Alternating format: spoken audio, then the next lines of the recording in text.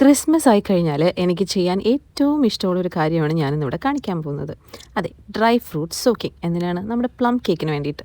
അതിന് വേണ്ടിയിട്ട് ഞാൻ ടൂട്ടി ഫ്രൂട്ടി കുറച്ചധികം എടുത്തു, ക്രാൻബെറീസ് എടുത്തു, ബ്ലൂബെറി എടുത്തു, കാൻഡീഡ് ഓറഞ്ച് എടുത്തു, കാൻഡീഡ് ജിഞ്ചർ എടുത്തു, ചെറീസ് എടുത്തു, പിന്നെ ഡേറ്റ്സ് എടുത്തു, പ്രൂൺസ് എടുത്തു, പിന്നെ വൈറ്റ് റേസിൻസ്, ബ്ലാക്ക് റേസിൻസ്, പിന്നെ ബ്ലാക്ക് കറണ്ട് എടുത്തു, പിന്നെ റമ്മും വേണം കേട്ടോ. സ്പൈസസ് ആയിട്ട് തക്കോലം, ഏലയ്ക്ക, ജാതിപത്രി, പട്ട, ജാതിക്ക ഇതെല്ലാം കൂടി പൊടിച്ചാണ് ചേർക്കുന്നത്. ഇത് ഞാൻ കഴിഞ്ഞ വർഷം സോക്ക് ചെയ്ത് വെച്ചതാണ്. അത് ഇത്രയും ബാക്കിയുള്ളൂ.